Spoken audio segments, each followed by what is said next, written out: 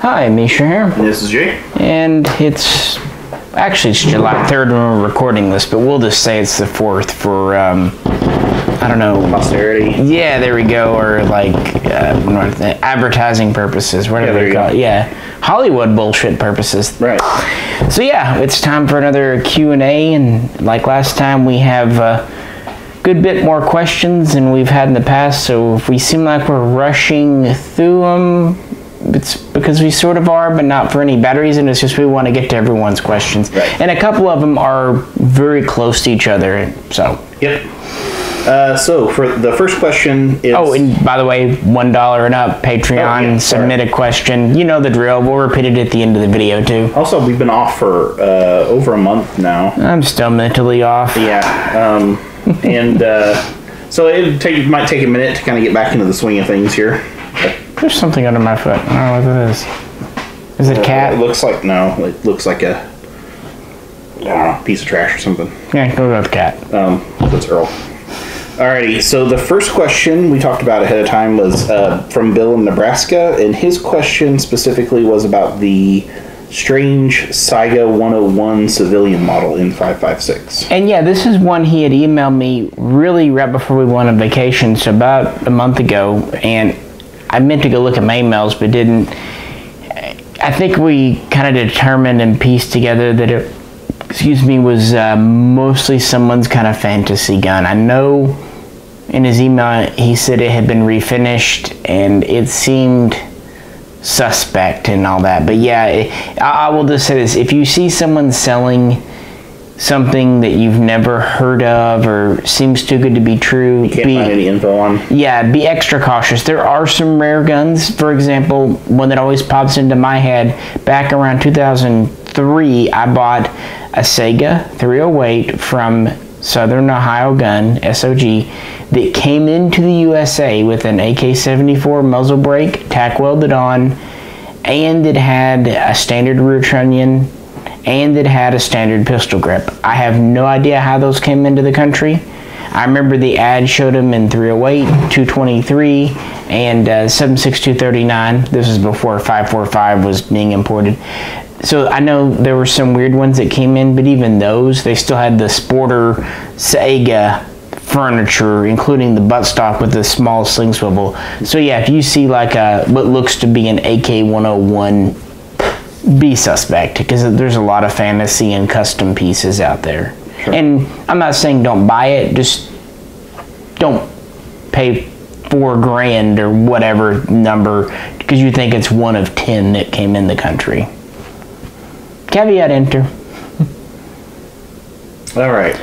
Cody says, let me make sure I'm on the right spot. Yep. Cody says, do you think the PSA Spiker AK will have an effect on the value of Polytech Spikers? Absolutely not. People want a Chinese, they're going to want... I mean, that's part of the whole appeal of getting a Chinese AK anyway, is because it's a Chinese-made AK, right? Right. I mean, in the Spiker, like, I didn't own a Chinese AK for a long time. I had opportunities, I just didn't. But when I bought my first one, I told the friend who owned quite a few Chinese AKs, if I'm going to get one, I want a Spiker, because that's the iconic... I mean, a milled Spiker would be neat, but they never imported those, so I was like, okay, cool, stamped is fine. So that's it. But the thing is, when you look at the PSA Spiker, it's basically their standard AKM with a spike bayonet thrown on. It's not, it doesn't have all the little Chinese things like the unique Chinese furniture, the unique Chinese front trunnion, things like that. So it's not, it's only a, well, it legitimately is an AK Spiker. That's all it is, an AK with a spike bayonet. So no, I don't think it'll impact anything. It might slightly impact some of the Chinese kit guns like the James River, but even there, those are so much more legit than what PSA is going to do. Erik says, going along with that, I have a Ledgen. Is that a Polytech Spiker? But my real question is Jay also a cat person? Are you a cat person? Yeah, I'd say I'm a cat person. You're taking a role, right? Right, yep. That's exactly what I'm doing. Yeah, before this video, Earl was loving up on him, and I said he really should be, he'd be a great barn cat, and it turns out he had a dream just last night about taking... I did weirdly have a dream about that. So Earl dumped on It's me. faded. Yeah. 4th of July. Yeah, there you go. Let's see about the Is a Ledgen. Ledgen a Polytech Spiker? So what about it exactly? Is that he has got Polytech Spiker in quotes. So I have a Legend. Is that a Polytech Spiker? No, a Legend would be their milled receiver gun. They took the Type 1 bayonet, the one that locks under the front sight. Basically, when they did the Legend, they weren't trying to make their current military gun. They were trying to reproduce a Soviet AK Type 3. So they didn't do a lot of Chinese elements, like, for example, the enclosed front sight protector. Yeah. So yeah, that's what I'm saying. It's kind of either or. If you want a factory Spiker, you're getting a stamped gun. Now I've seen people take Legends and add the Spiker assembly. Sure, you can do that, but it's not factory. Gotcha. CajunCatfish says, "Hey Jay and Misha, what, in your opinions, are some of the highest quality AKs ever imported to the U.S. other than the Galil and Valmet?" I mean, imports, so that kind of rules out Polish, except for the Archer, which you know we love. I really think the milled arsenals are on par with Valmets, and I've owned Valmets. So the thing about Valmets, people often forget, non-chrome line barrel. And the finish that they came with was standard park. I mean, the Valmets are well made, but I think kind of like with Swiss guns, because they're so uncommon, people kind of conflate how great they are. Right. They had issues, for example, cracking plastic. Whatever plastic polymer they used has not aged well. Yeah. Anyway, any of your pre-bands are of good quality. I mean, the Hungarians are nice. There haven't been a lot besides, I mean, if you go back to the 80s, you have Chinese, which are the majority. Yep. You have 7,000 Hungarian, you have 2,000 Egyptian. And I definitely wouldn't rank Egyptian at the highest. But the thing is, all your imports in terms of durability, reliability are the same. Yeah. So you're just really fit and finish. Right. Yeah, I like WBPs for modern imports, which are Polish. They're very smooth, and they have worked really well for us so far. Yeah, any of the imports, you know, your Vepr, if you're getting to modern day post-ban, Saigas, Veprs, Arsenals, I guess I really am particularly fond of the Arsenals because they're the only milled receivers we've gotten. Sure. And I've always had a soft spot for milled guns because when I started getting into AKs, aside from the Polytech Legend, you couldn't find milled guns. So it was really neat when they first started popping up more and more frequently. Yeah, right. Rupanrx says, "Is the cost of a trust and tax stamp worth it? I'm already an FFL 03. I keep buying new guns instead, and I'm wondering if I should just man up. I have friends with SBRs, and I'm wondering what you guys think." So we're going to go ahead and lump this into another question as well about NFA. Just let me scroll down to it here. Lando says, "Hi Jay and Misha, I'm a new Patreon supporter but a longtime viewer. I've noticed that neither of you seem to have any registered SBRs, SBSs, suppressors, etc. At least not any that I can recall on camera. As avid collectors, this surprises me a little. I'm a bit of a stamp collector myself. I find it curious as Misha seems very diligent about having authentic firearms as possible to compare to the original military configuration. However, when I saw the crazy long barrel extension on a recent CZ Scorpion video, I was a bit confused. In my opinion, that does not accurately reflect the handling or feel of the Scorpion or the original tint. Same goes for the PS90 or Jay's AKS-74U clone with fake suppressor extension. For the time and effort of the conversion, you could have just paid for the tax stamp or a portion of it at least. NFA stamps aren't that much extra work, and with more people getting into them, I don't think they hurt the resale value as much as they might have used to. Just wondering if there's a specific reason you guys avoid NFA items for certain firearms. They are the only configuration I would even consider owning them in. Pistol braces are hideous in my opinion as well. Not saying that every short barrel gun has to be a registered SBR, but some of them definitely deserve it. Thanks and keep up the great videos." So first question was, is the tax stamp worth it? Second question was, I'm surprised you don't have more NFA. Why? I do have a couple of suppressors, but frankly, I only find pistol suppressors enjoyable because they actually make it hearing safe. My attitude towards suppressors is quite simple. If you still have to wear hearing protection, what's the point? Yeah. And I'm talking from a civilian standpoint, not from a military. I totally understand the military application for a 7.62 NATO or a 300 Win Mag suppressor. But for civilian purposes, yeah. And plus, typically guns that get set up for suppressor use are not very good at non-suppressed use, and the ammo's more expensive, yada yada. Mm-hmm. So I mostly like 9mm and 45 for suppressors. So yeah, I do have that, but the nice thing about suppressors, they unscrew. Yeah. So move it from gun to gun. Yep. As far as SBRs, you might think it doesn't hurt the resale value, but I promise you it does. And you're registering a gun with the government that they know you have, and you're engraving it, double engraving. Yep. And honestly, cutting a barrel down, putting on an extension, whatever, is not very expensive. No. It's like $50-$60 for us. Yeah, and the thing of it is, the AKS-74U actually is both a good example of one that if I were to SBR something, that would probably be the first one I would get. I would agree with that. But also, at the same time, is one where it's a good example as to why I haven't done the SBR on it. Because, like Misha said, having the barrel cut, crowned, the gas block pressed off, the restrictor removed and everything, all would have had to have been done before I could SBR it anyway.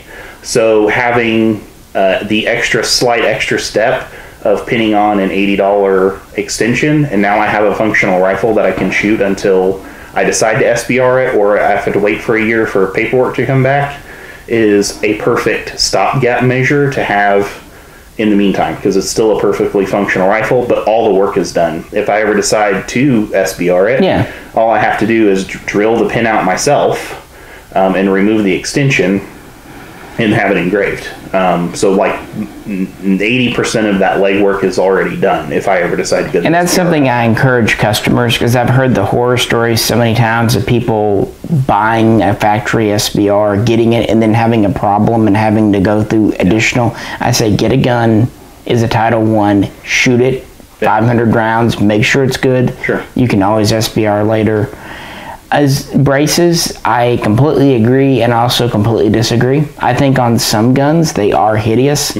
For example, a lot of AKs look terrible with the brace. Yeah. With the exception of maybe something like the new Mini Baril that might look okay because it's a modern, but like a Yugo M92 or the 104 UR, they have a very specific stock they need. And on the other hand, if you're talking AR-15s or like maybe the Bren 2 or something modern, I don't think a lot of the newer braces look bad. No, they're close enough. And one thing that always makes me scratch my head, if you mentioned the Scorpion Evo 3, I agree, that's a 7.8 inch barrel, SBR'd if you want. But when people will SBR a gun with like a 14.5 inch barrel, when it's literally over 16 inches with the flash hider on.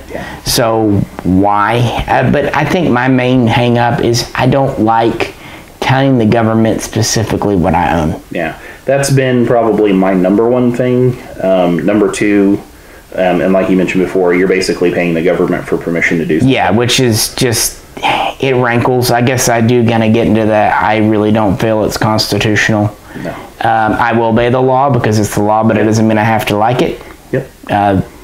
Just to throw it out there, I don't think marijuana should be illegal, but it is in most places, so you obey the law. There's a lot of laws that I don't agree with, but I'll stick with them because that's who I am.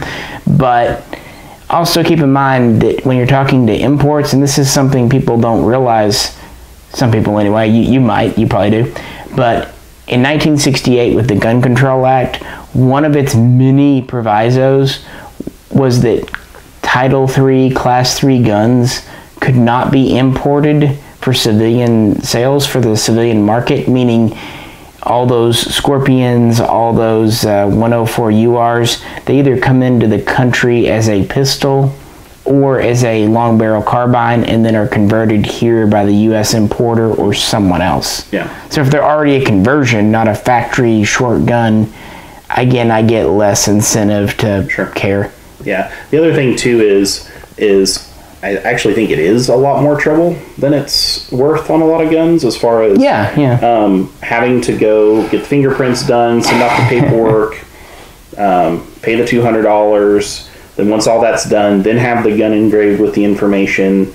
Make sure that part rankles me because I hate extra markings. And make sure all of that stuff is correct as far as being able to transfer it if something happens on the trust work and all that, or whatever it happens to be. And that, if it was a thing of I could go down the road and pay somebody $200 and then now I can put the stock on it, I probably would have more. And I've often said if the ATF had a website where you could just go in and put your serial and everything, and then you hit print and you literally printed out a certificate. Now throw your stock on it. If it was that easy, I'd probably have a drink or two one night and do it. But they make it so convoluted. Yeah.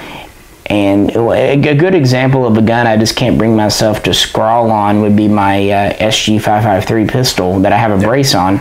I'd like to just put a proper stock on that thing, but then engraving on a $3,000 Swiss gun, that's hard to do. The other thing too for me is, and that's probably for both of us, and probably for even Rupan that was asking the question, is if I had 3 guns, if I had an AK and an AR-15 and a shotgun, and that's all I had, or a pistol and an AR, and or say one of those guns is, we'll substitute one of those guns for the SLR-104 UR. Okay, that's the only guns that I have. I'm going to shoot them all the time. I'm probably going to put more money into just those guns, customizing them, upgrading them, doing the NFA stuff, than I am if I have more guns and I'm spending more of my time across multiple guns. So that prospect becomes less appealing when you have more guns to spend money on, potentially kit out, or even just buy new ones, than if I were to have a very small number of guns, then I'm going to put my spare money into those. So I'm not as incentivized whenever I have a lot of guns versus if I only had a few. Because you see that a lot with people that get their first AR and then that's what they're putting their money into for the next 2 years. But I don't typically do that. Usually once I get a gun out of the box, I might make a few small changes to it, and then that's the gun that I have, and then I start thinking about the next thing I'm going to get. And, kind of moving into the trust question, but one thing to consider too, with any NFA item, you have to ask permission to go across any state line with it, which, depending on where you live, can be a more or less frequent thing than, like where we live, we're about an hour away from Oklahoma. We're less than 2 hours from Missouri and Kansas. The potential is always there. So that's another thing just to realize. Is to the first question about the trust, honestly, we don't really know the ins and outs. But if you remember a few years ago, there was a big stink where they closed quite a few of the benefits to doing the trust. And from what I've understood, in the last couple of years, the benefits to going through the trust route have been severely curtailed. Handicapped, so it doesn't seem like it's worth doing the trust thing most of the time, but your mileage may vary because we don't do that. And we're also not telling you that it's not worth your time to do NFA stuff. Like, you do what you want to do. Yeah, we're not a member. What do we do? Why don't we do it more often? Yeah. That's why we don't do it. And if you have a big family where you've got 6 siblings or you've got 8 kids, that might be more practical. We don't come from those big things, so we don't need to share and worry about inheritance of that nature. And that's where sometimes the trust thing can be helpful. But yeah, that's not saying this is a fact. This is just, you asked why, and that's mostly our reasons. But yeah, usually as we've moved on to other guns, and you can always do it later. Yep, I can take that $200 and put it in something that I have to wait a year for, or I can take that $200 and buy a half case of ammo, or get halfway to a new pistol or something. So. Yep. Rupan has another question. Question for both gentlemen. What is the most favorite or fun firearm you have bump fired? I think I've seen Misha do it at least once. Thanks.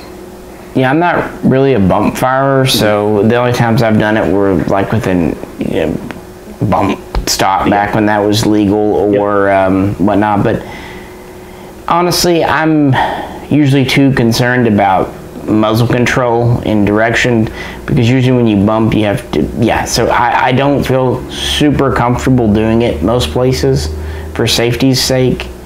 It's one of those things that you really need to kind of see where you're exactly pointing, because it can climb up on you real fast. My AK9s are my favorite ones, so both my PAC-9 and my, I keep wanting to say AKV KR9, those are very easy to do, and they're really fun. Like, both of those are guns that no matter what, if I have it in my hand, I'm probably going to end up bump firing at least one mag through it, because they're super easy to do and really fun, really easily controlled.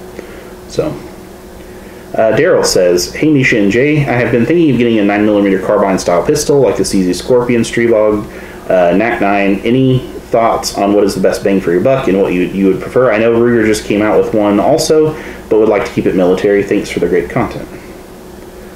So I did a video, like the top 13 PCCs or something, pistol caliber carbines. You can find it pretty easily because it's one of our most viewed videos, where I went through and just very arbitrarily ranked my favorite PCCs in order of ones I like to shoot. Spoiler alert, if you have not watched that video yet, the one that I picked as my top favorite, which was considering both price, aftermarket parts, and just how much I like shooting it, and even the looks, was the Scorpion Evo 3. I still think that's probably the best trade-off between price quality and aftermarket customizability that you can get right now. The market's really taken off for them. You can get aftermarket grips. I think Magpul even made a grip. Lots of places are making mags for them now. So, and you have a lot of different brace options as well. So I still think that one is probably, I would say, is still my favorite of all the 9mm PCCs available. The Ruger PC9, I actually just recently sold a Ruger PC9 because I did not like shooting it. It was very jumpy in recoil, which is weird for a 9mm. But the trade-off with that is they're typically around $500, $550, so they're fairly inexpensive. If you look at getting the Charger, which is the new short barrel version, which I almost don't even see the point of because it's also a takedown model, and the takedown only takes off the little tiny bit of barrel sticking out the front. It's still going to have the same issue of the recoil, and it's also more expensive. I think that they're around $650.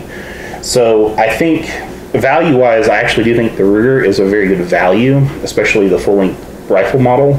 But I think the Scorpion is pretty much the best overall if you're looking for a good trade-off between value and shootability. So, personally. Yeah, the whole PCC thing has really taken off in the last 10, 15 years. I mean, there's always the classic option of the MP5. You've got the MKEs, the POFs, and now even HKs. Yep. But those are going to be 15 to 2,000. Yeah. If you're just going to have one, I would try to get something with a 7 to 8 inch barrel at the very least. I think something with a 3.5 to 4 inch barrel at that point, you're not getting a whole lot more over a pistol. Yeah. So with that, I would agree overall the Scorpion hits that sweet spot between durability, reliability, cost, effectiveness, cheap mags. Yep. But it may not be for everyone. I mean, no gun is perfect. Some will complain about the trigger, some other things, but I think that's really just more hyperbole than reality. Another one I really like is the KR9. Yep. I did like the NAC9, I still do, from Romania, but I think the KR9 is just a little softer shooting and at the same time is lighter. Yeah. So, but it also costs more than the Scorpion and the mags cost more. Yeah. So it's kind of what you want to spend. But yeah, overall, the Evo 3, it's proven, it's been on the market 5 years. It's a military grade gun, at least it was originally made for military, and it's hard to really go against all of CZ's testing that they've done on it. Yep. So the Strelog seems to be a good option. One warning that I will issue though is because I had everybody say, "Where's the Strelog at? Where's the Strelog at?" Well, the reason why I didn't have a Strelog and why I still don't have one is because they have an actual proper A3 variant that is apparently has already been approved for import.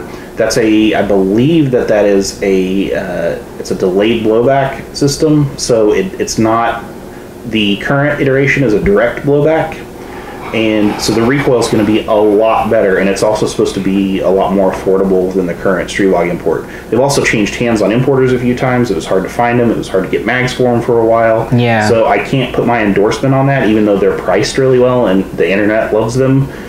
Because again, there's a new version coming out, plus they've had some You do not have the aftermarket with them like you do on the Scorpion. No, and one thing I'll say too is I love Swiss guns, and I think the Brugger and Thomats are nice, but the price is, I mean, for what you get compared to what else is out there, I just can't see where one of their guns is worth twice as much as a CZ Scorpion. Like when I got my TP9 originally, they were under $1,000 new. Yeah. Great, but now at $2,000 new, I'm just like, maybe not. I don't know. Personal taste. Matt says, "Hey Jay and Misha, I appreciate the videos and content. My question was relating to the SLR 106s and what their expected barrel life is. I've heard many different things of the barrel life of the 106. Thanks again for all." I mean, it's a cold hammer forged chrome line barrel, 1 in 7 twists, so probably a lot like other guns. It also depends, of course, full auto, semi-auto.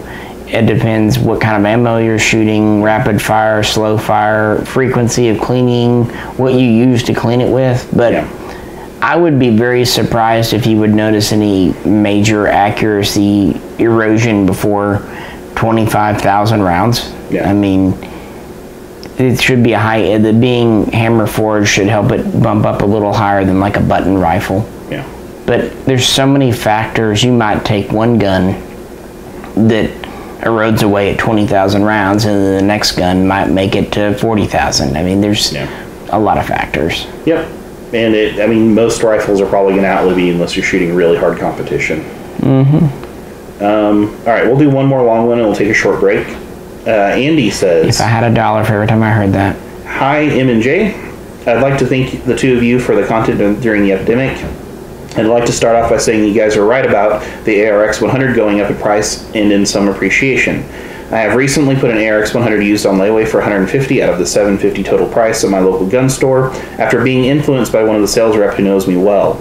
After that, I wanted to see what the online prices of the ARX at Gunbroker, Arms List, etc. And no surprise from what you've said before, prices are averaging between $1 and $1,100, sometimes $1,200 or $1,300. Yeah, I'd say at least, because I've seen them for 15, but Can you hit it home for those who are still contemplating on getting one while they can? And also, apologies for the second question, that's fine. You can post as many as you want. Will you guys be making a series of firearms vids that are underappreciated, Dave, but will be sought after in the future? Thank you for your time reading this, and stay safe out there." Well, as far as the ARX, I mean, they're not importing them anymore, and probably won't. There's going to be probably a few more small batches get released. I better not say anything, but just later on there might be some, but the prices went up because they were good guns. But keep in mind, when they first came out, they were $1,400. I paid $1,500 used for mine.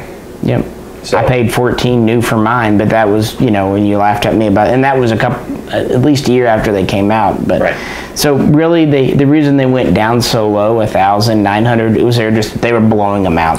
Same thing with like the CZ 805 Bren. That wasn't supposed to be $1,000 gun. They just wanted to make room for the Bren 2. So companies will dump the price.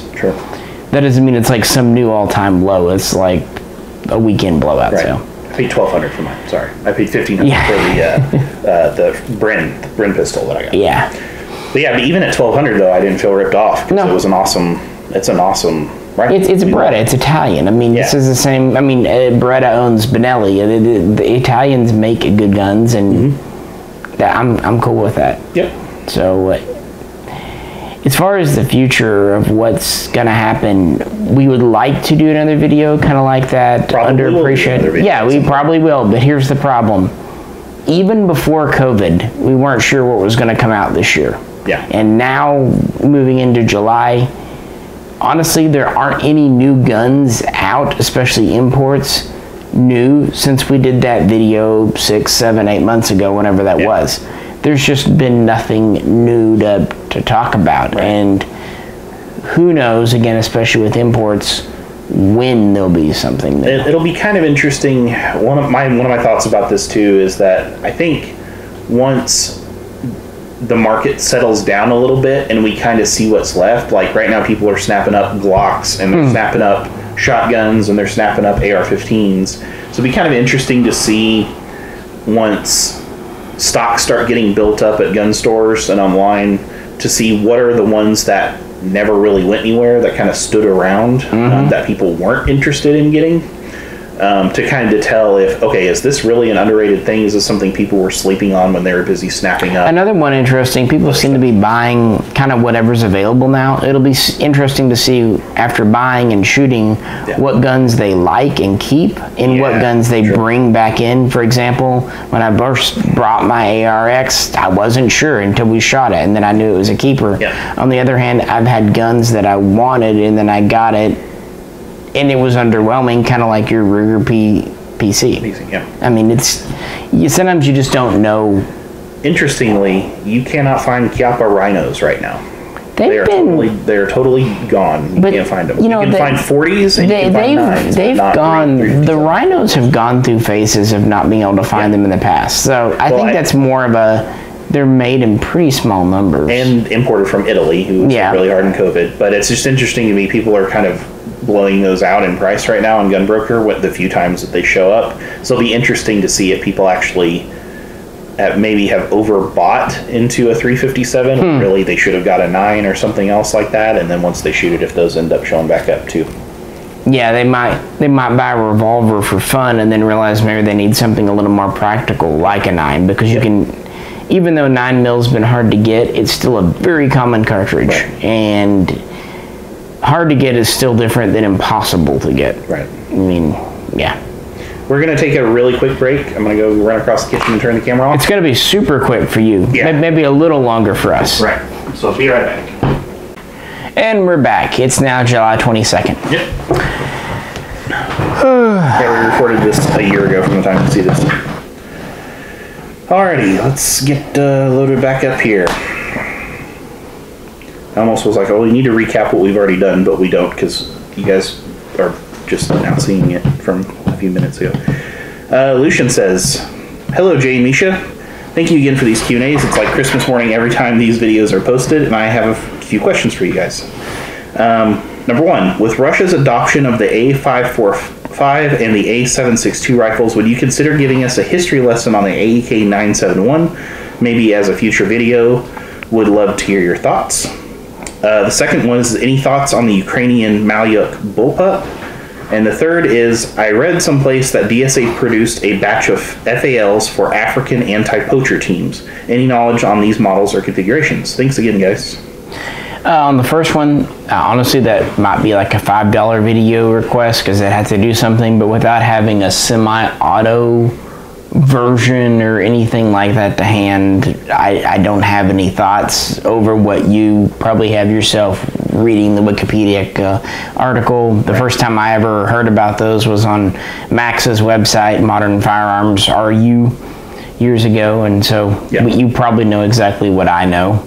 And it doesn't seem like, even though they've adopted them, that it's really for widespread use. It's kind of a special, kind of like how the U.S. uses the HK416, that kind of specialist type gun. You're still mostly hearing about AK-74 types, right? Yeah, AK-12 and AK-12. The AK-15 variant and the different caliber. As far as the Ukrainian bullpup, I remember it as the Vepr, which was what it originally was known as, and I always thought that was neat, but all it really is a refurnitured, kind of arranged AK-74. But that's not to say I don't think it is interesting.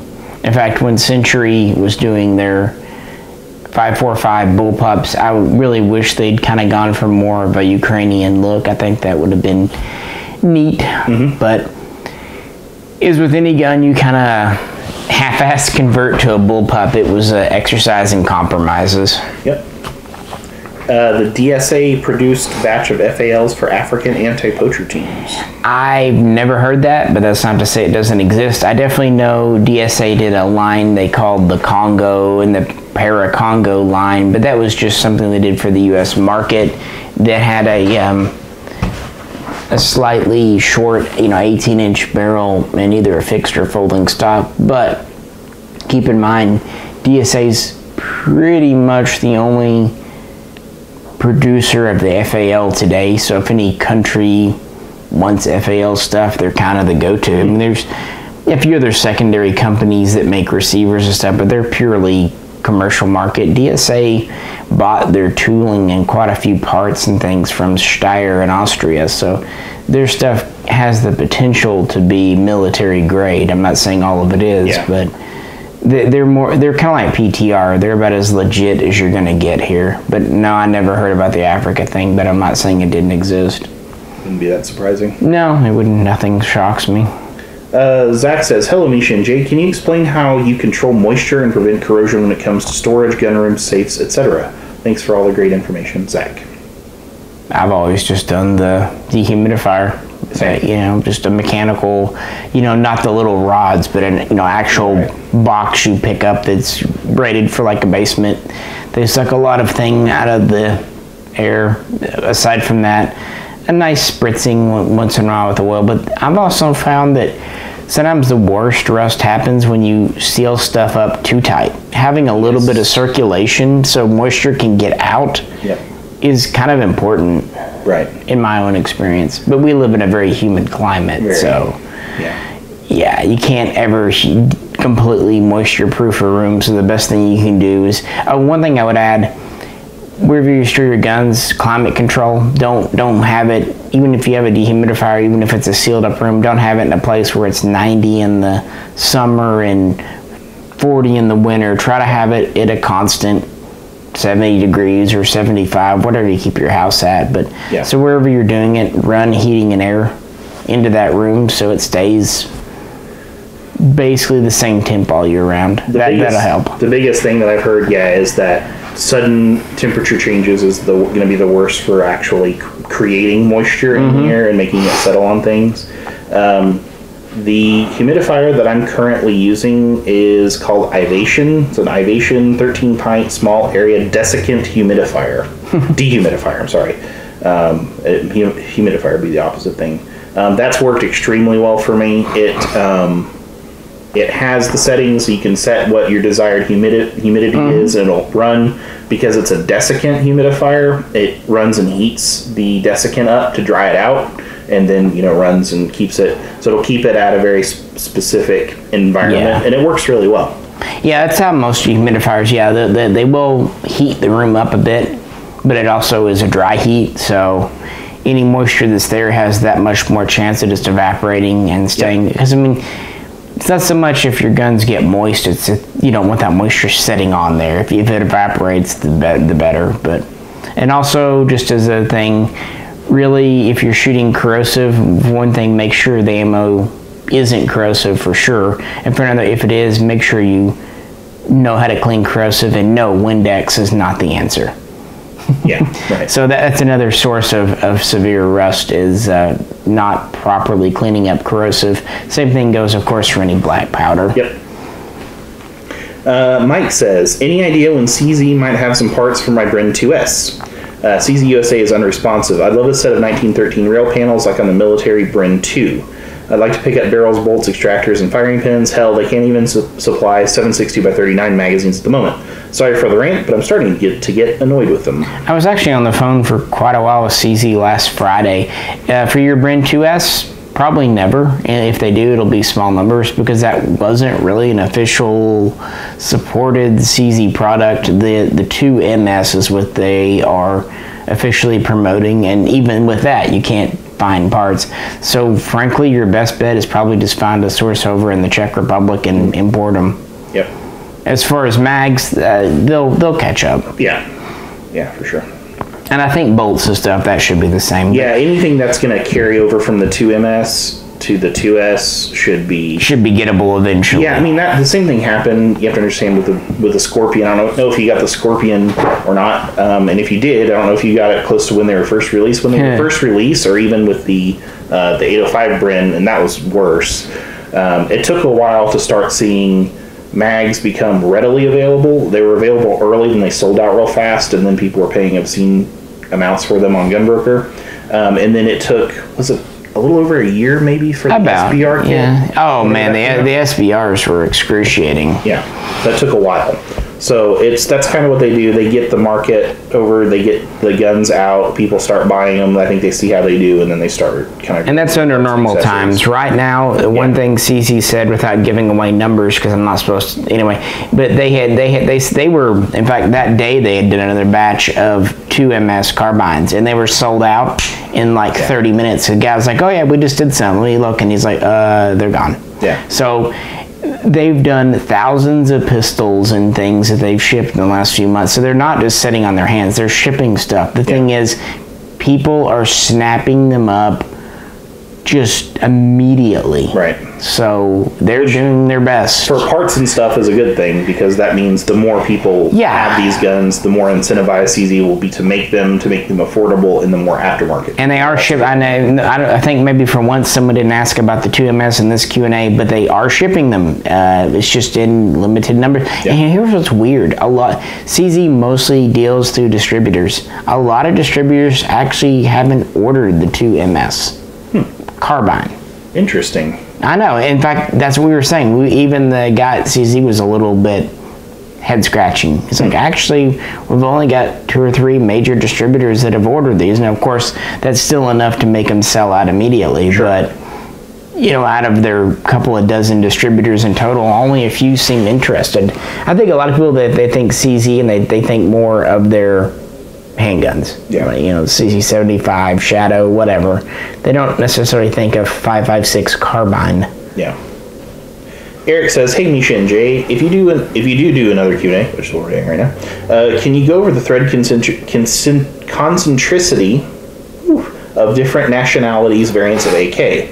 Wondering if some builds are safer to use a regular cannon. Wolverines just cost way too much and stay sold out. Thus, I have a 2013 Arsenal 107 FR. I'm wondering about the threads on. Big fan of y'all and the channel. Keep it up and thanks." AKs weren't really ever built originally to be suppressed. That's just something you have to face facts on. Are some models? Sure, like there's some crinks. The thing is, they weren't meant to be concentric. They're not cutting the threads over in Romania or Bulgaria and then laser making sure they're perfectly centered for a suppressor. If you get one, it might be, it might not be. If it is, it's just a happy happenstance. If it isn't, no big deal, that's still within spec, because they're not thinking suppressors. Those barrels are threaded for muzzle brakes, flash hiders, blank fire devices for training, grenade launchers in some instances like Yugoslavia, Serbia, but suppressors are not that common because frankly the AK kind of suppresses for shit, at least in its default form, because it has an open gas system, it has a ported gas system. To make an AK run suppressed well, it's probably not going to work great unsuppressed afterwards. That's why there's specific suppressed. So no, there's really not one country you can go, boom, that one, you're good. That's just not how they're made. Yeah. And keep in mind with the 24mm threaded guns, the threads are on the collar of the front sight, not even directly on the barrel. Yeah. So, yeah. CajunCatfish says, "Do you think it is premature to say that the newer PSA AKs are good to go? I've noticed on the AK files, YouTube, and other places, many seem to be declaring that the newer PSAs are proven quality rifles, despite them being pretty new, like the AKE. I just get the feeling that maybe people are premature in their declarations of success. Maybe I'm just cynical, having seen so many US AKs up to this point look hopeful at first, only to crash and burn. I feel like it'd take up to 10 years on the market to really know how they stack up against imports. Also, why do people want American AKs when they don't have the intrigue and history of imports? Even WBP at least has some of this, along with a longer track record here and overseas. Thanks." He kind of answers his own question. The thing is, whenever you do a test on the internet, it's usually a test of 1 or 2. Right. None of them are military grade tests, and none of them are what would be considered scientific. It's up to you. I mean, who's to say how long a gun can go through stuff and be good to go? And the thing is, PSA number 15 might be great, number 16 might have problems, and the same thing could be said for Arsenal or anyone. Right. It's just what it is. I don't know. I have no idea. Neither of us own a PSA, and even if we did, I don't think we'd feel like we were I mean, we fired the WBP Fox for over a year before I kind of felt good saying, yeah, this is solid. Right. But even then, we made no claims. It's just personal experience on. That's all you can do. All you can do is say, I think it would be. I think it's probably unwise to say I'm going to 100% guaranteed get something that's functional if I buy this brand, because that just doesn't exist. It doesn't matter what brand you get. So saying that whole cloth for anything, be it PSA or anything else, is probably a mistake, because your experience may be very different than anyone else's experience. So, and there are lemons. People don't like this fact, but every brand puts out a dud. Yep. There's no way around it. Yep. So even at PSA, if there was a failure video tomorrow on their newer models, I wouldn't universally condemn it. Right. On the other hand, just because a couple of people have ran them to 3,000, 4,000, 5,000 rounds, what have you, I'm not going to just universally acclaim it. They are still, by definition, a commercial grade gun. And they are, by definition, a reverse engineered gun. It's not like Palmetto State has AKM blueprints. Yeah. They've done their best to recreate it, but it is what it is. As to not having the history, I don't know, man. We're there with you. We kind of feel the same thing when you've got Arsenals and Wassers and WVPs and other things available, even Saigas and Veprs. It's not that we don't necessarily dislike the PSAs. We just don't personally have a need for one. Yep. So exactly. If it was something different, if we're talking like FAMASas, or something you could legitimately not get, we probably would. But so far, it might get to that point with AKs eventually. You might and PSA might do a unique model that no one's done before. Like if they did an AK107, 108 that was legitimate, I'd be interested, but they haven't so far. Yeah. Okay, Justin says, hey guys, a few years ago I blind lucked into a Walther PPK at my favorite gun shop. Am I supposed to take personal offense to that? I think that's very offensive. I am triggered. Yeah, pick your wording a little bit better next time, bud. We're messing with you anyway. Upon completion of the transaction and kind of as an afterthought, the salesman relayed, oh, that came with a holster. Do you want it? While I was expecting some kind of nylon POS, what he handed me was an obviously quality handcrafted flat holster. Subsequent research revealed an appropriate manufacture date of 1936, which seems to be confirmed by the 90-degree safety and reverse grip ferrule and screw. The odd thing is that I could not find any information on the holster. After extensive research, I was able to finally identify it as a Luftwaffe PPK holster. I have also seen it identified as a Tourman holster and experimental Luftwaffe drop holster. Further research revealed these holsters selling anywhere from $1,000 to $1,700 depending on condition. Hoping you can provide some background information on these holsters and what makes them so valuable. Thanks. So if we're talking about the Walther PPK and holsters, this is what I have to say. I see nothing. Nothing. Hopefully people get that reference. No, seriously, one thing I don't know much about holsters, and a good reason is a lot of what makes a holster is visual. Colors of leather, stampings. So you've researched it, you know more than I do. I love PPKs. They're neat, and holsters are neat and whatnot. I would say this, 36 seems late for a 90-degree safety, but not impossible. Make sure when you're looking up the dates, you know that the PP and PPK have different serial blocks and ranges, so make sure you're not looking at the PP ranges there. But yeah, because a 90-degree safety would be quite early, and I thought by 36, but definitely by 38 they were over to the more modern safety. But anyway, yeah. Alrighty, Andrew says, are all of the AK dongs the same size, or were there ever small/stubby dongs to be more like some of the hand stops on today's rifles? Oh, so many things I could say. No, they're. Antigonus replied back to that with a face, a little grin face. No, the dongs were pretty much, they didn't do the little nubbins. Those are converted here in the US. They basically just did the regular, and then they did a slightly slimmer version of the regular for the newer guns like the PA86. But unless you have them side by side, you probably wouldn't notice the difference. And then of course there was the reverse dong for the PM65, and then there's the slightly larger one for the RPK variant, the PM64 that has the dong. But in pictures, they're pretty much all the same general size. Dave says, thoughts on the rumors of FEG of Hungary returning? I have thoughts. And if you want to hear those thoughts, you need to ask, what are your thoughts? And then maybe we'll answer it in the next Q&A. More money. 2 months. Money, please. No, I mean, we haven't seen it yet, so I sincerely don't know. And keep in mind, the original FEG is long gone. Well, the company's still there. They're doing things like making washing machines and light bulbs, but they sold off their firearms division years ago. So I think if it were to come back, it would be a new company just using the old name. And who knows what that could be like. It might be awesome. It might not. But we haven't seen any of their products, so yeah. Yep. Matt says, hi Misha and Jay, since you have covered Arsenal's inventory problems, do you think picking up the SAM-7R, if you could find one for around $1250, would be a good investment?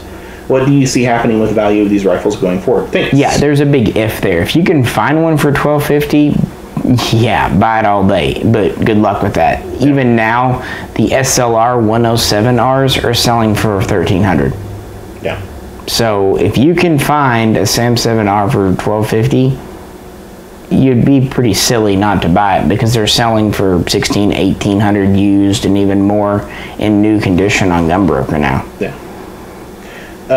Chris says, hey Misha, how did you learn to operate the camera so well? Your one-handed close-up videos have better light and focus than the majority of other gun channels. Additionally, you manage to keep the thing in frame that you want to show up close. Do you just point and shoot and hope for the best, or is there a trick to it? Are there certain types of cameras that work better for you than others? Thanks for your time, Chris. I sincerely thought when Jay first read that question, he was talking to him. I didn't know my ones were anything. In fact, on my personal channel, people bitch and moan all the time. But that's people for you, as if they're paying. But I mean, I don't know. I don't do anything. I just try to point. And I intentionally move it around, figuring, well, if in this shot you only get half a barrel, if I move it, then at least in the next shot, hopefully you'll get something else. That's why I haven't gone to like a static tripod, because if I did that and I happened to get lucky and it was lined up perfectly, awesome.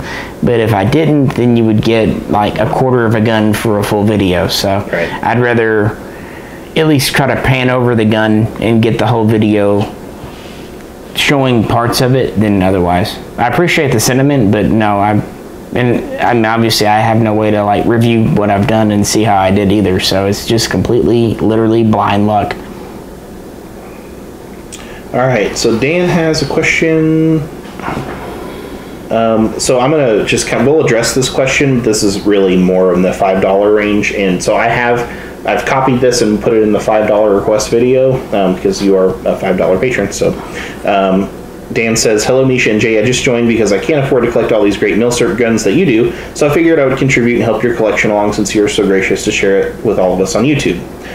For a custom video request, I'd like to hear what 3 rifles available in 2020 Misha and Jay would pick if you could only have one chambered in 7.62x39 from a prepper or home defense standpoint. Maybe a low, middle, and high price point pick, and tell us why you picked the choices you did. I am thinking about accuracy and reliability more than collectability. I'm really curious if you guys pick all AKMs, or if other types in that caliber make the list. If this is an issue for video, just bringing it up in the Q&A session would work too. I know you guys are busy, and I'm in no rush. Thank you for all you do.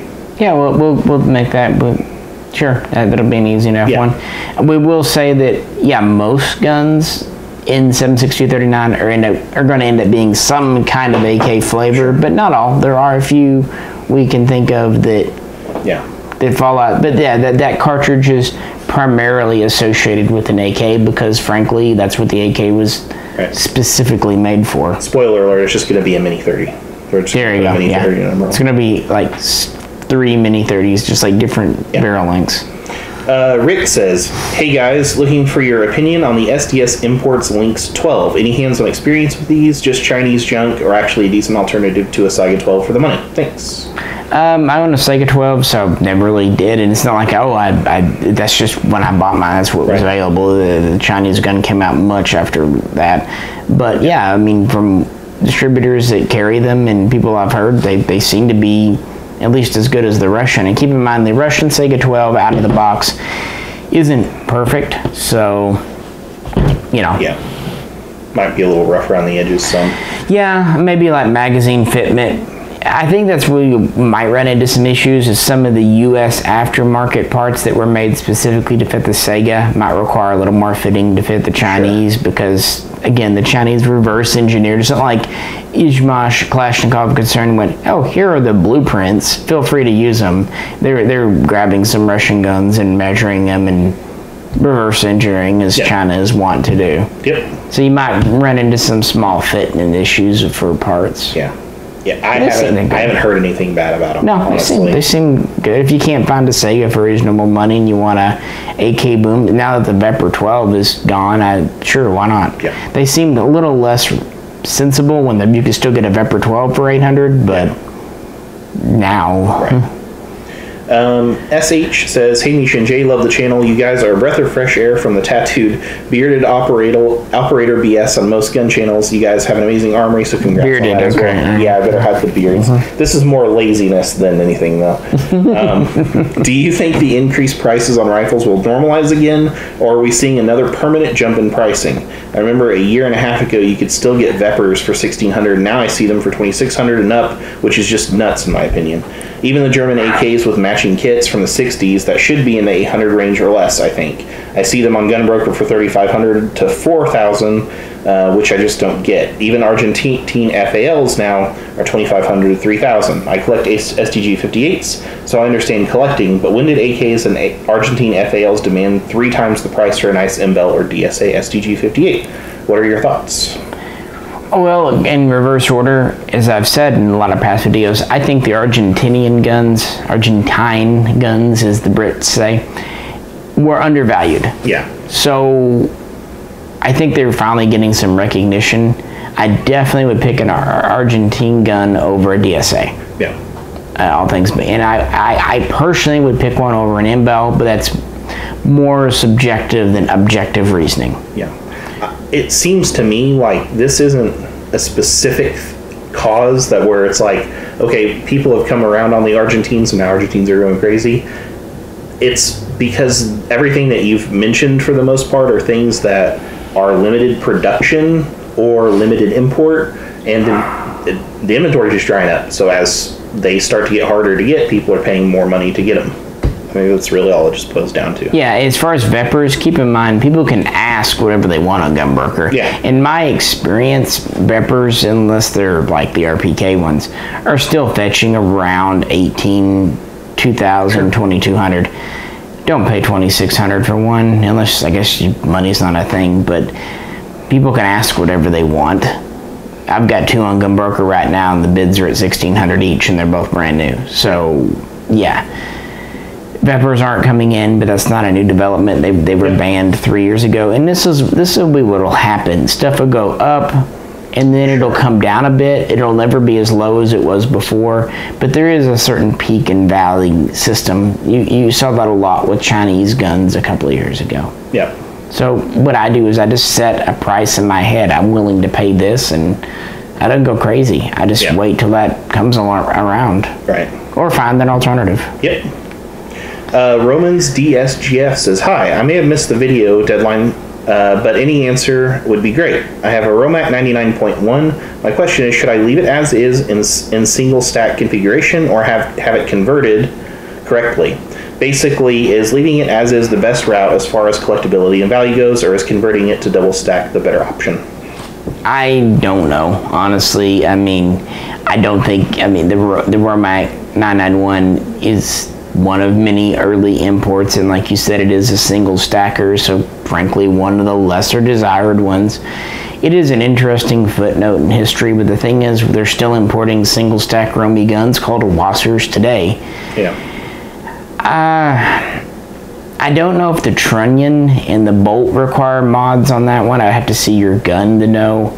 Kind of just depends if it's just a matter of opening up the sheet metal receiver or if it requires more machining work. Yep. Honestly, if it were me, I'd try to find someone who really wanted a 991 for their collection, sell it and get like an SAR 1 or a 1-1 or a Romac 1 that already takes, because I think those early guns that came in with double stack magwells are quite interesting. Yeah. Those are a little more unique, but I don't know, it's a band era gun. Yeah. If it was something where he was wanting a shooter but could do the conversion without getting super in over his head, right? I think that would be. Again, I don't know if it's just a matter of opening up the magwell, that's one thing, but if it requires modding the front trunnion and replacing the bolts, that's another. And it's hard to say with those early imports because there were variations in them. Yeah. So it sounds like if it's something you're going to get into deep on to. Yeah, I wouldn't dump $400 or $500 into it to do it, because at that point you could just sell it to a collector and just find another early Romy import. Yeah. But it's your gun, honestly. Whatever feels right. I would say go with your gut. It doesn't really matter what strangers on the internet say. Well, whatever feels right to you, go that route. Because I don't think you're not destroying a rare piece of history if you convert it. On the other hand, if you leave it as is, you can always convert it later. So sure. Hunter says, I noticed in one of your recent videos about the Wasser 1063, the name Dana was carved into the underfolder Wasser with the reverse dong handguard. I recently ordered the dong furniture for my AKM, and it had the same Dana carved into the handguard. Does anyone have an answer to what that means? Well, Dana got around, and she made a lot of Romanian recruits very happy, and they were happy with her. Now, I'm sure it's just a common name, and it might have stood for something, or heck, you know, who knows? Honestly, who knows?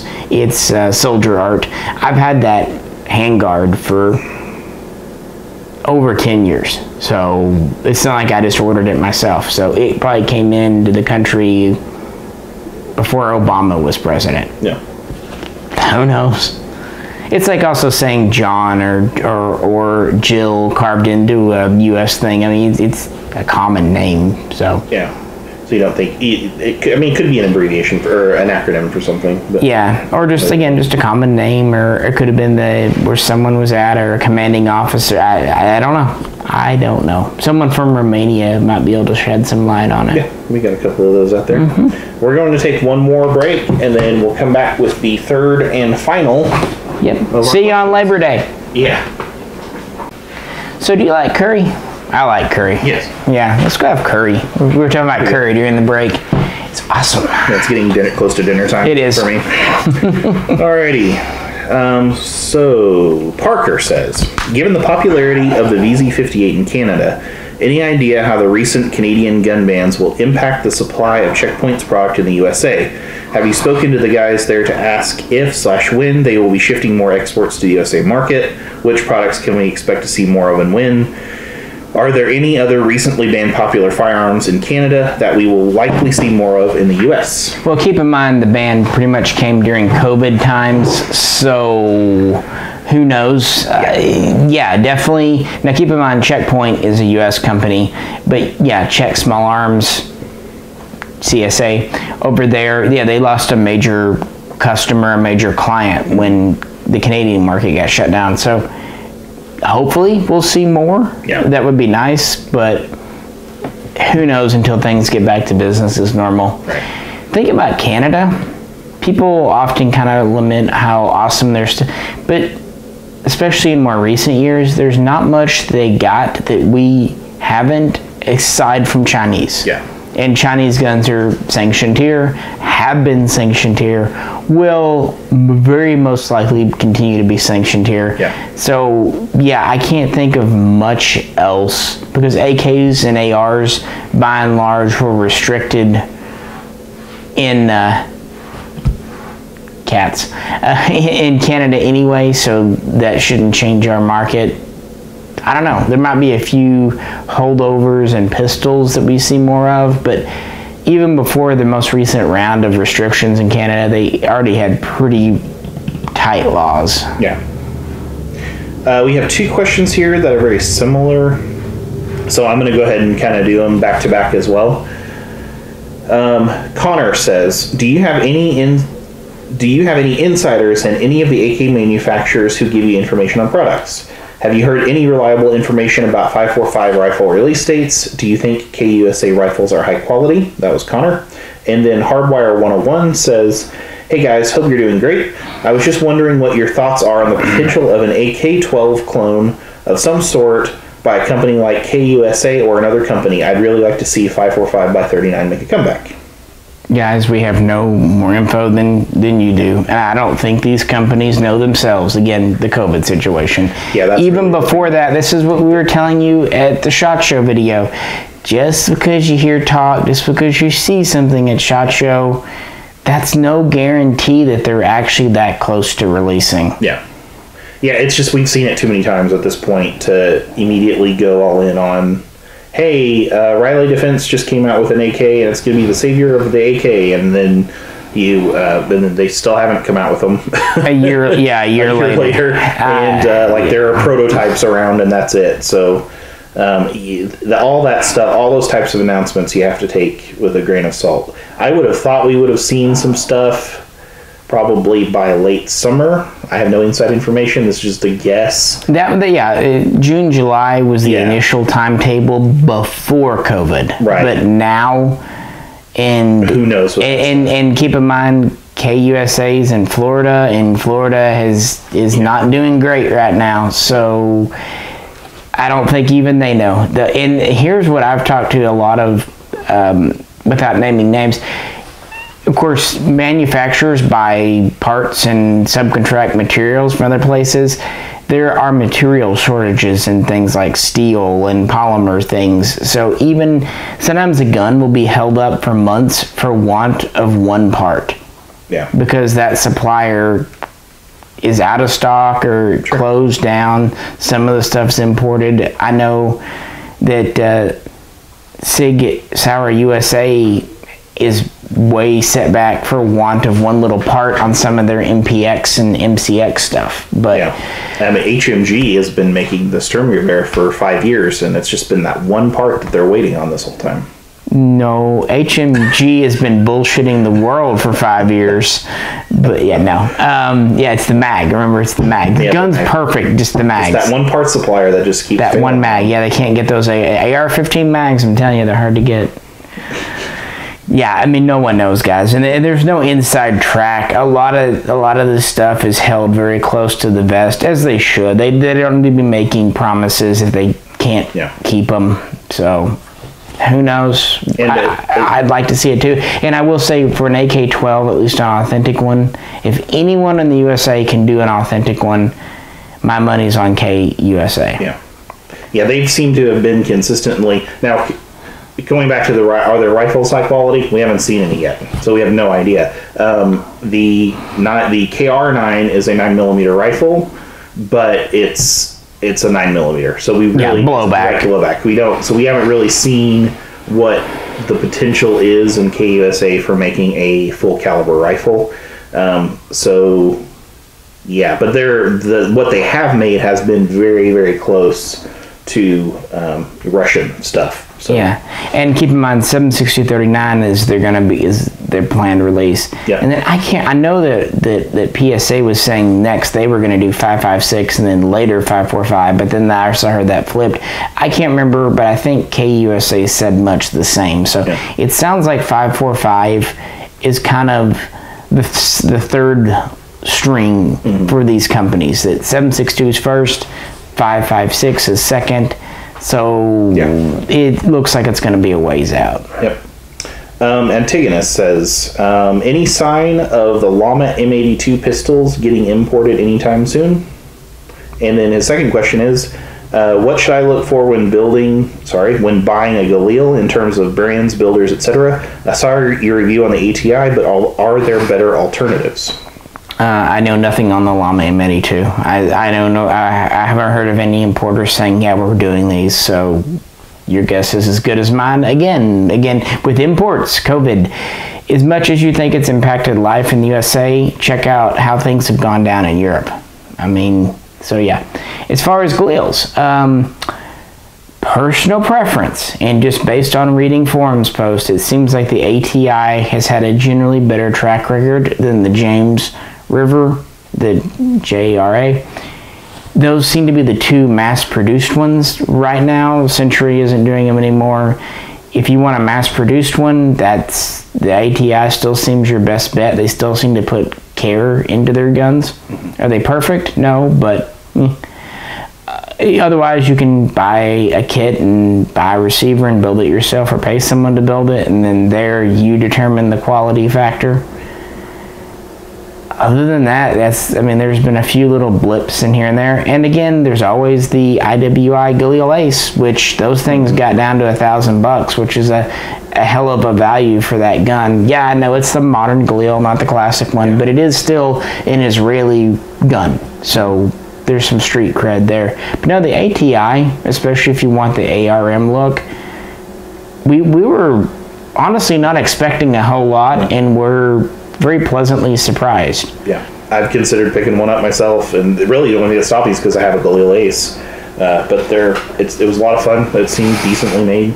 It worked well for us. Yeah, it was definitely a step up from the old Century. I owned a couple of the old Centuries, and honestly, my last Galani on the Caspian receiver, they'd made vast improvements over the original one. But I would still rate the ATI over that. They had that one issue about fitting some mags, but they addressed that within the first 6 months of production, and with that minor issue addressed, I haven't heard of any other consistent issues, really. No, we've had people even comment on ours saying they got one and loved it. So, and it seems like ATI stands behind their warranty, unlike certain companies, Century. So if you get one, that's our recommendation. Yeah, it seems, and the money is fair. Yeah, around $1,000. David says, what is a new inbox Saiga 762x39 Sporter worth? I have one I was thinking about converting. Oh, what's it worth? No, I can tell you that I picked up a handful of Saiga as new inbox 308s from a defunct gun shop. So I've sold a couple on Gunbroker, and they've been fetching, this isn't 308, but it's as new in the box, still in the plastic. They've been going in the 1100-ish range, give or take $50. So maybe that helps. I don't know. On the one hand, 308s are a little rarer, and it's a big caliber. On the other hand, X39s are a little more popular. So around $1,000-ish. Convert one. Why not? I would just say do it right. Don't try to go cheap. Yeah. So don't try like the clamp-on handguard retainers. I mean, if you're going to do it, and this is just my own personal philosophy, do it right. Yeah. But I don't... Yeah, I think at the very least I would convert it to take standard mags, because those short little mags are a little silly. Yeah. Zack says, hey Misha and Jay, your channel is the best. Misha, what is... Sorry for your poor taste, but thank you.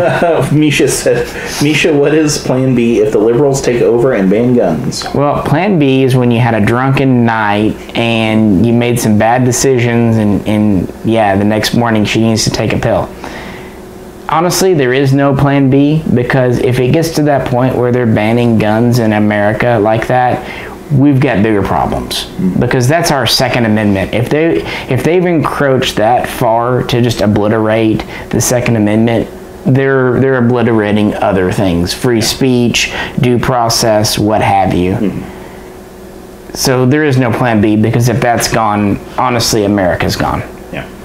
I don't know how else to say it, and I'm not trying to be hyperbolic, but it's a fundamental thing. Yeah. Yeah, Travis says, hey guys, thank you for the awesome content, always appreciated. So rumor has that FEG is going to bring in some Hungarian-produced SVDs. What's your take on that? Did Hungary ever use the SVD during Soviet times, or did they go another route like the Romanians or Serbs? Also, if they do import them, will you be getting one? Yeah, that is the rumor, isn't it? See, my earlier comment about FEG, we don't know. They're not in. I don't believe Hungary ever manufactured the SVD. Could be wrong.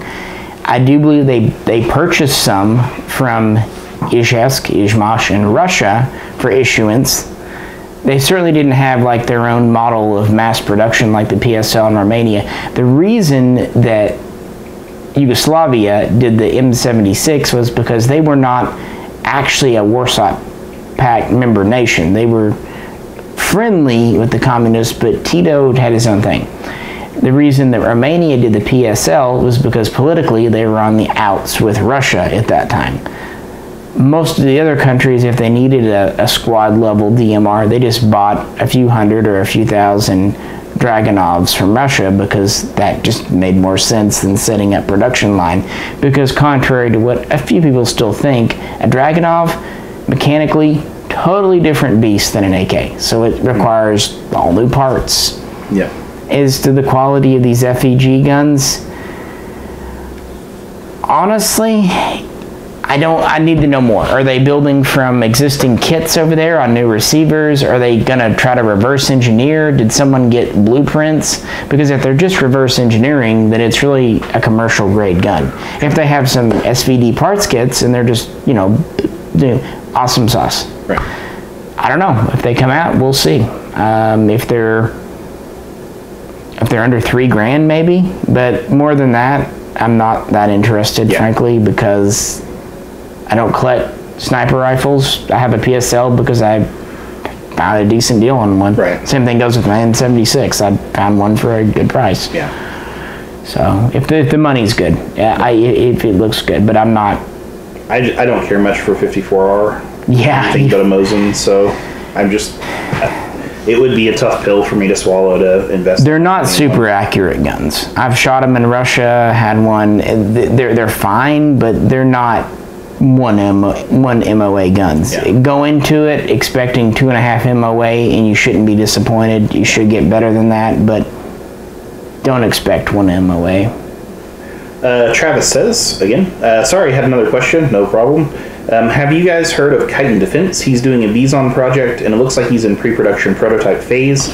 What's your take on small American manufacturers bringing Russian small arms that we want but can't get here in the U.S., like Chitin Defense with the Bison, Slag MFG with the VSS Venturez, and some others I won't mention here. Thanks as always. Yeah.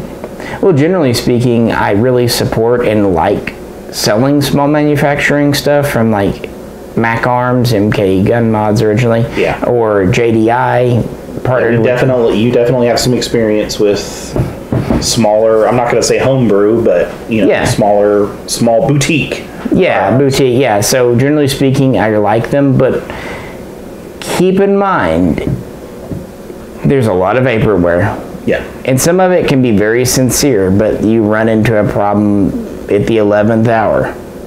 Right. Also, how close of a clone are we talking? Does he have blueprints?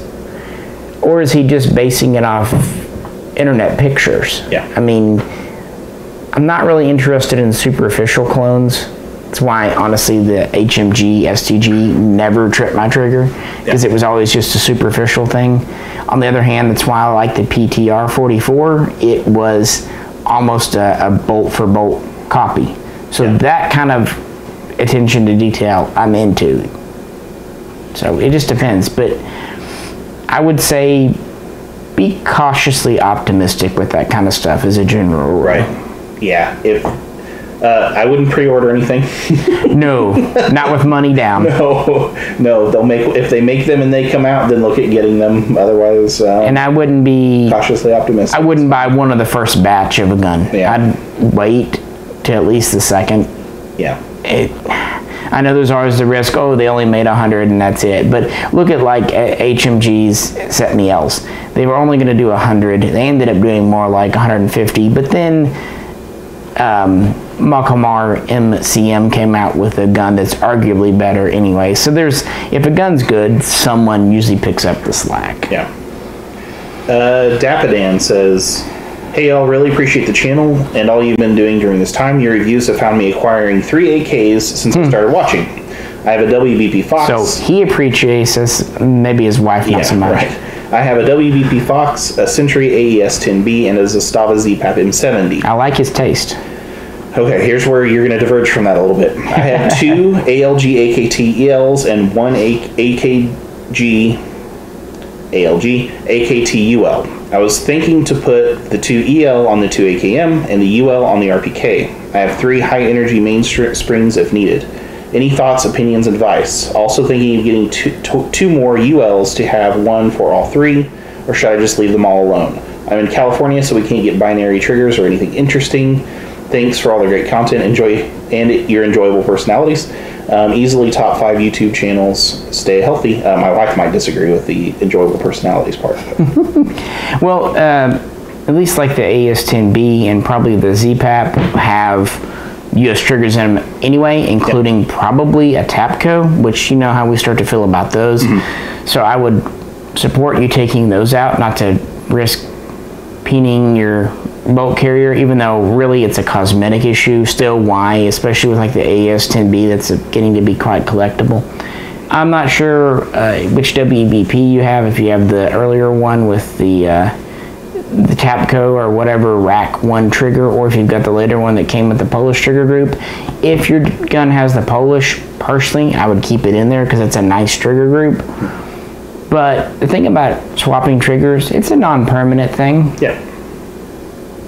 Do what you want. Right. So you're not committing. I have an AKT ALG EL in my, I have the enhanced in my WBP Fox, because I built that basically to be my go-to AK.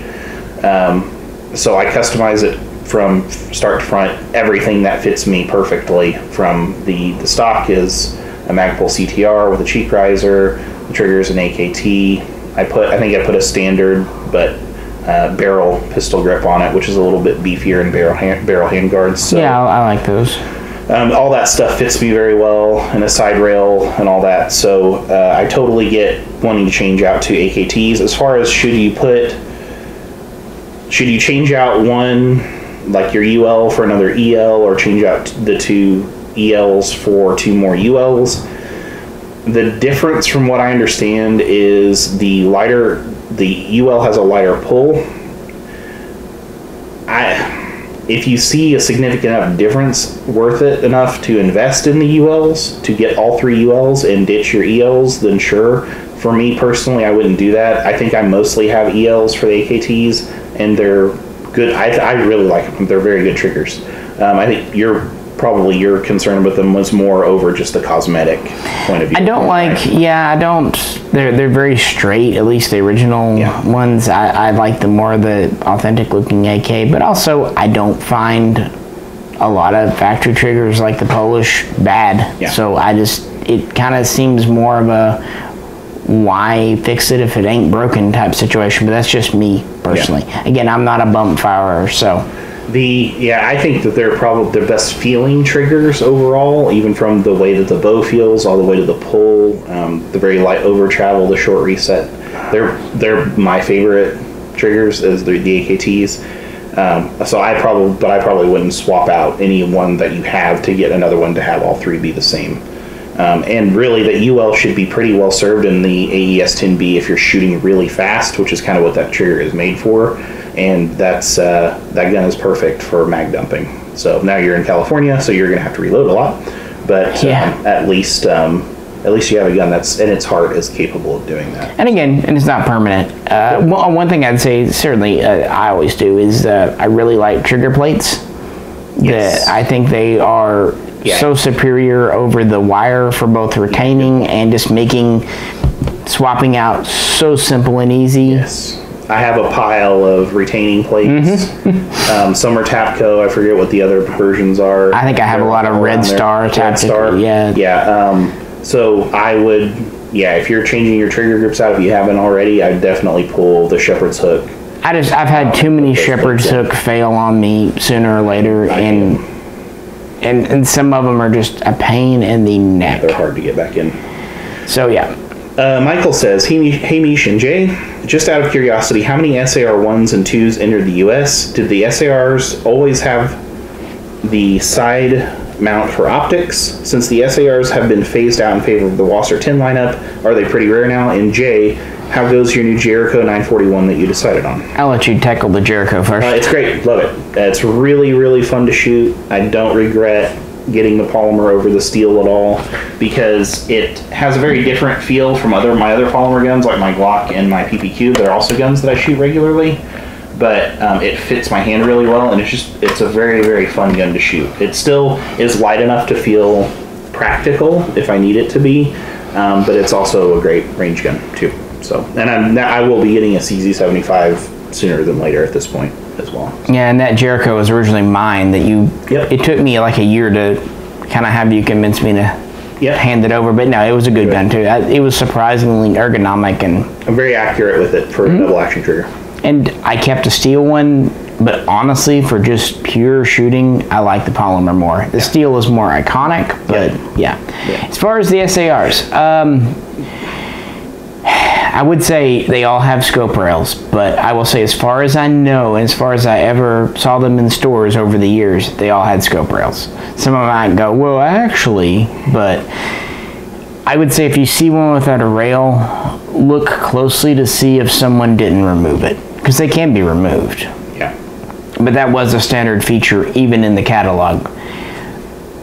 Between 97 and the beginning of 99, several companies imported many models of Romanian gun. WUM, Kerr, the MKs, the Romax, the other Romax.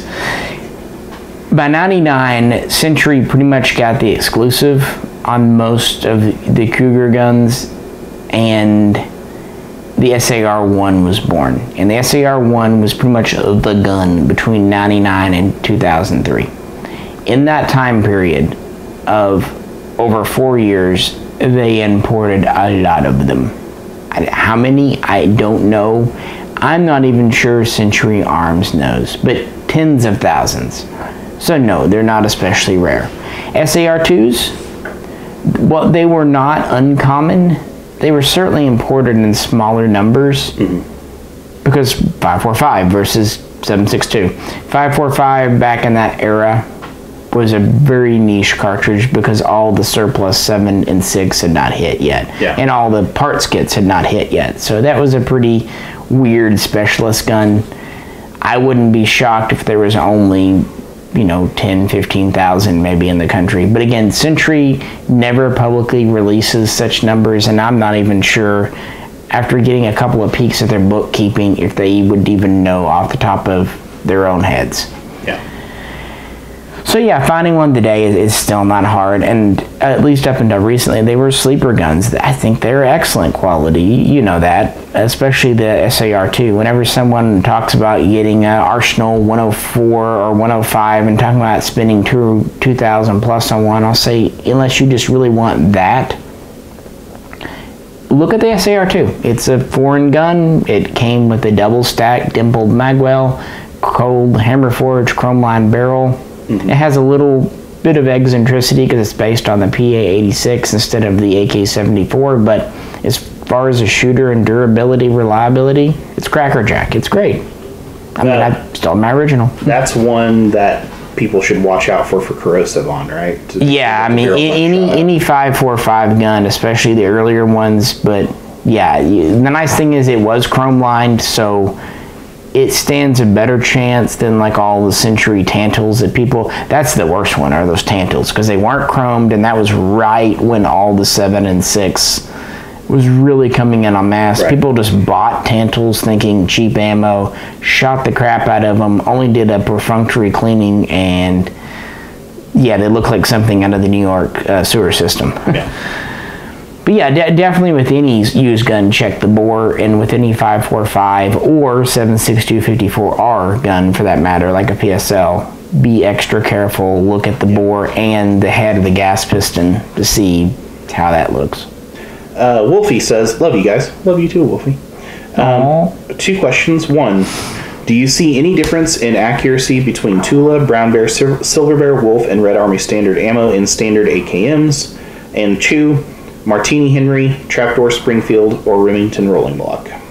On the ammo stuff, you're probably more to that. I will say that I'm not a fan of Tula, and Red Army can sometimes be weak, but I've never had any real problems out of the bears. Yeah. So usually typically when I buy, I have not done an ammo comparison. Blake actually responded to your comment and mentioned that Military Arms Channel did a 7.62x39 ammo comparison. I haven't compared 7.62x39 like that because I pretty much just buy Wolf. Yeah, and I'm mostly, ever since I bought my SAR1, I've mostly bought Wolf. Yeah. I did start buying the bears because K-Bar had it a lot and cut me a good deal, so I started shooting it sometimes, but Wolf has just been a go-to, and I know some have this and that, but keep in mind the AKs were built for steel case. Yeah. They like it. So from a 223 standpoint, though, I've shot Tula, Wolf, and Silver Bear pretty much back-to-back with accuracy. Wolf is generally the one that seems to be most consistent, not only from a accuracy standpoint, but from a power standpoint.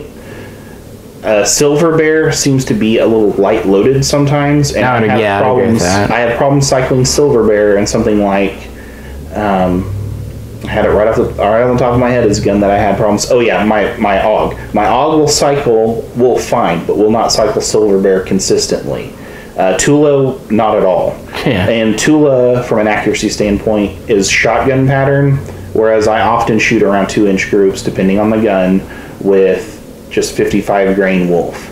So it seems to me like I pretty much put Wolf at the pinnacle for steel case, and then I will shoot Silver Bear as just like mag dump practice ammo, and then Tula I usually don't. And I just try to avoid it. I've had Tula jam in an FN Scar. I've had it jam in a known to be good Bushmaster ACR, one of the early ones. Yeah.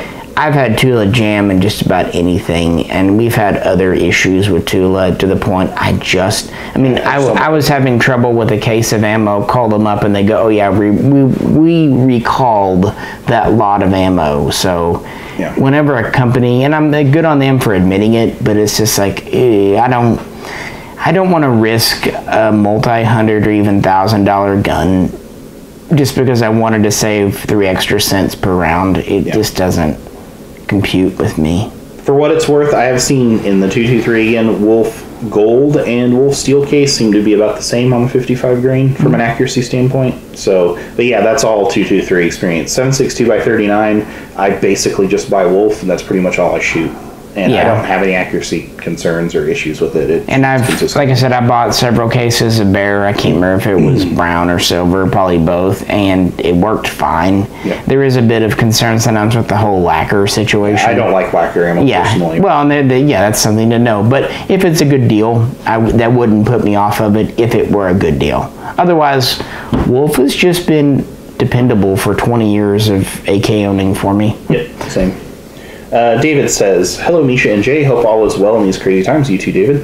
He's gone. He moved. Any update on a timeline for the mini barrel? I assume COVID-19 is causing some manufacturing delays at FB in Poland. You are absolutely correct. I spoke with the importer 2 days ago, and it's exactly what you'd think. We were hoping to have them about right now, late June, early July, but again, who knows? Yeah. It's still happening. There's no reason it shouldn't, but unfortunately, when we did that video in January, we said, barring anything unforeseen and unprecedented, and sure as hell, that's exactly what we've been experiencing. So I'm sure the people over at FB and the people at Arms of America, more than any of us, want to see that happen because they've sunk a bunch of money and time. Yeah. 2A EDU, who I think used to be called Glock Shooter 79, says, just wanted to say thanks and hope you're both doing well. I still enjoy my AMD 65 and trapdoor I bought from OBA, and of course all the videos. Thank you, sir. Yep. Yeah, those AMDs are cool. That's the FEG ones. Oh, yeah. The tennis TGIs. That's still one of my. I kind of want to bring mine out again. They're funky and weird, and I love them for it. Yeah, they're very cool. Tim actually keeps my Tim here. He keeps one as his one of his bedstead guns, and I get it's light. It is very lightweight. Blake says, I understand why Zastava used the 8mm Mauser for the M76 since it had surplus post-World War II. Do you know the rationale behind using the X54R for the M91 instead of 7.62 NATO? They use 5.56 NATO in the M21. Just curious why they didn't go NATO for the M91. Thanks. I don't really know. I can say they dropped the 8mm because, weirdly enough, even though it's a newer cartridge than 7.6254R, it's fallen out of military use sooner. 7.6254R is still in military use. And they do a version for, you know, commercial export, the M77 and other stuff in 308, but for whatever reason, their military wanted to go with 7.6254R. Maybe because it is a slightly more powerful round. Maybe someone just made them a really good deal on a couple of million rounds of ammo, and they had, I mean, that's the reason the U.S. stuck with 30-06 instead of converting. They had so much ammo, they wanted to actually go to a smaller diameter cartridge when they went to the M1 Grand, but the logistics just weren't there. Yeah. So. Hyatt says, "Hi Misha and Jay. Let me start off by saying I'm really sorry this isn't an AK or import related question. No problem at all. Happy to have it. I'm currently looking at getting my first 1911. I'm more of a traditionalist and I'm trying to find the current production 1911 that's true to the original variations, i.e. no fancy add-ons like commander hammers, extended beaver tails, etc. The closest thing I've been able to find to this is the Colt Classic M1911, gives the model number, as it appears to be the most near bones yet traditional Colt 1911 I can find. Are you aware of any other model Colts beside the 1911C that may fit this niche? Also, do you think the Wilson Combat shock buffs are a marketing gimmick or something that makes a difference in preventing damage to a 1911? Thank you both for your opinions." It is a basic economy measure. I've sold quite a few of the 1911Cs. They're good guns. Now keep in mind, they're not so much based on the original military as they are the 1991 government style. It just depends how detailed. Keep in mind there are some things about them, like they have the straight and polymer, what do they call it, mainspring housing in the back, the back strap, but you can swap those out. I've done it. They're not difficult. So there's a few parts like that you could swap if you wanted a GI style, but if you just want a basic government gun, sure. If you can find one for good money, they're fine. They're modern Colt. All that entails, both good and bad, but I've sold them and I didn't have complaints. Right. As to the Wilson Combat buffers, probably not the one to ask because I'm not a 1911 guy, even though one of my earliest guns was a Wilson 1911. A lot of that stuff to me, and this goes for a lot of the AR products too, does kind of seem like a solution for a problem. Exactly. Yeah. Just, it's like, well, this theoretically could do this damage, so we're going to do it to replace it. That said, I do like Wilson as a company, and kind of neat story I might as well share here, as gun sales have been really good this year. One thing that Wilson did with their profits, they actually gave all of their employees, at least full-time, a bonus from it. And how often do you hear a modern company spreading it around like that? I just think that's really cool. Yeah. So if nothing else, they get kudos there. But 1911 people might disagree and say this is the greatest thing since sliced bread, but I don't know. I'm also not a big fan of like recoil buffers and AKs and stuff. For my first and only 1911, I bought an ATI, which I believe is made in the Philippines, which is just a basic. It doesn't have a lowered and flared ejection port. It doesn't have an extended beaver tail, and I probably put 400 or 500 rounds through it. It's all steel, and I have no problems with it.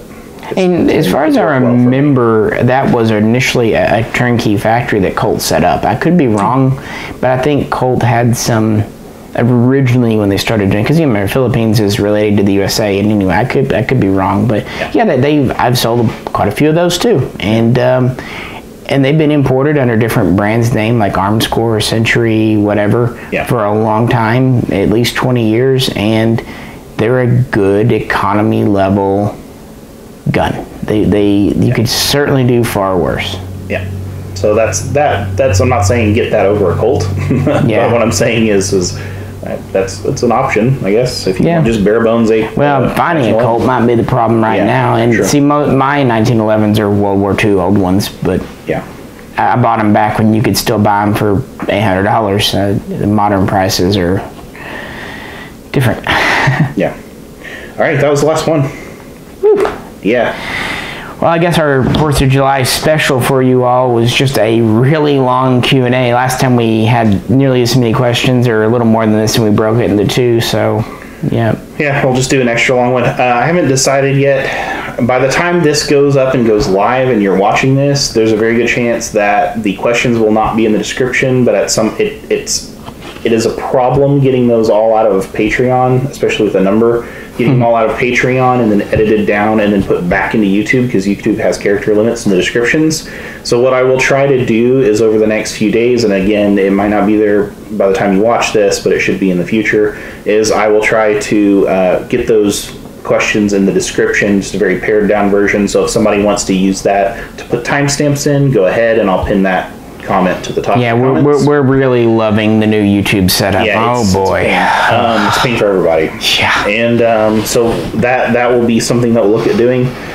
This current Q&A thread, we're doing this differently now. This current Q&A thread for this month obviously is closed.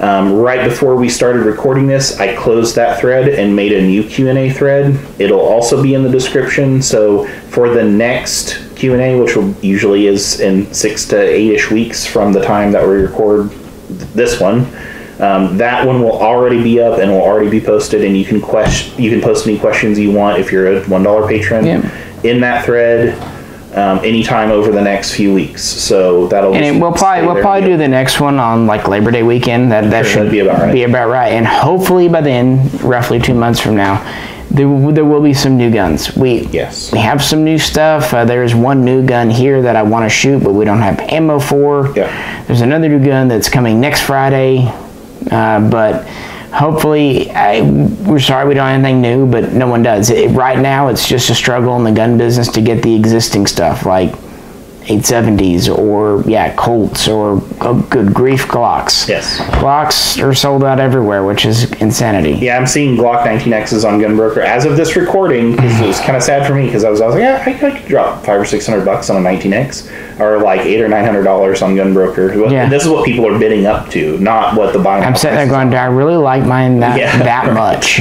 And I like it, but it's like, oh my, and that's not just the Glocks, it's just, guys, for everyone's own good, maybe just kind of cool it on the bidding, just because this stuff manufacturers are producing. They haven't, but every time they ship stuff, it's just gone. Yeah. So don't overpay where you'll regret it. Now pay what you want. If you're cool with it in 6 months, hey, do what you want to do. I mean, I'm in the business, so it's great. This is coming from a guy who has Gunbroker auctions. So yeah, he's telling you don't overpay for stuff. Yeah, make sure you pay what you're comfortable with. Yeah. Just personal advice, because most dealers don't. We want to make money, but we don't want to do so where people are unhappy later. Yeah, not that greedy, but dealers and distributors are trying, and manufacturers are making as quick as they can, but. Yeah. It's kind of a jungle out there right now, and then now there's all this, who knows about Colt, who knows about where Remington's future is. Imports are still iffy getting into the country. Yeah. Apparently, unless you're from Africa, then that's cool. Yeah. You should definitely show them your Determinator poster soon. Yeah, I'll have to. So yeah, hope everyone is having or has had a good 4th. And all that good stuff. Yep. Yeah. Thank you guys very much for all the questions. I just went and checked the new Q&A thread, and we already have 3 questions in it. So, but we enjoyed doing these videos and answering them. Usually just block off a day and get through them. So thank you very much for your support. If you want to ask a question in the future, go check out the link to our Patreon page. It'll be in the description. And $1, ask questions here. $5, you can ask us to do a video, and $10, you can basically get access to ask us questions on more of a personal thing. Yep. Although if you wanted those on the Q&A, you can have them here too. But sure. Yep.